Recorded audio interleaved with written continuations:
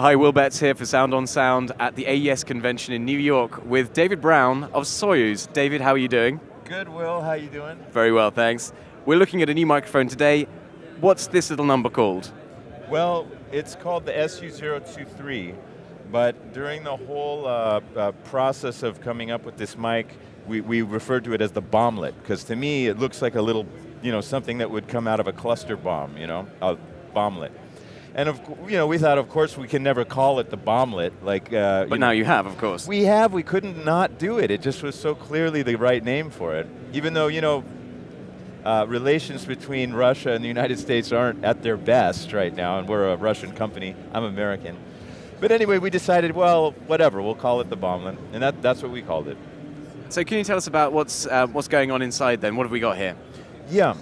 Well, my idea was, most of our mics up until now are quite premium, in the premium price range, and they've done really well, and our reputation's good, but there's a huge amount of people who can't afford them.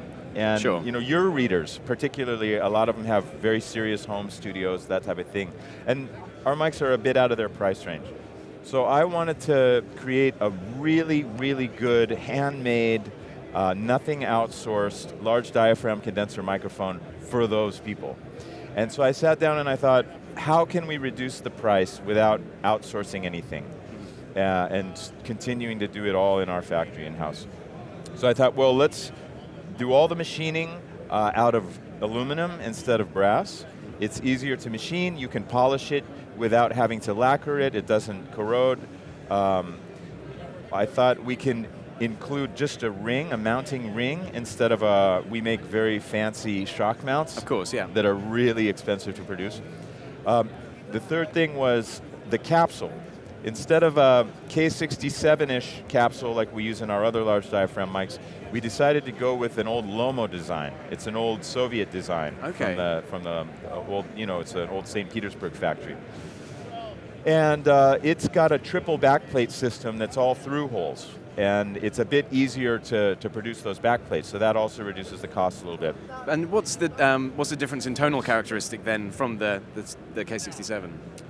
Well, it's a bit different. You'd have to listen. I would say the K67 has a certain openness in the top end that's pretty unique at least on our tube mic, and a certain real beefiness down low. This probably doesn't go quite as low frequency-wise, but it has a really awesome, charming sound that people just fall in love with. That it's not available in mics of that price range generally, And then the last thing was we use a circuit board inside instead of point-to-point wiring, because all the most of the other mics are point-to-point.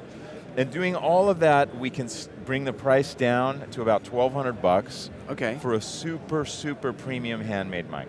And is it tube as well? Or No, it's a FET microphone. It's a FET microphone. Yeah. Okay, I understand.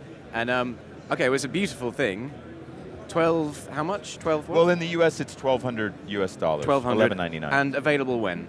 Well, at the moment, it's exclusively available through Vintage King for $9.99 through December 4th. We did a big introductory offer with them. They wanted an exclusive.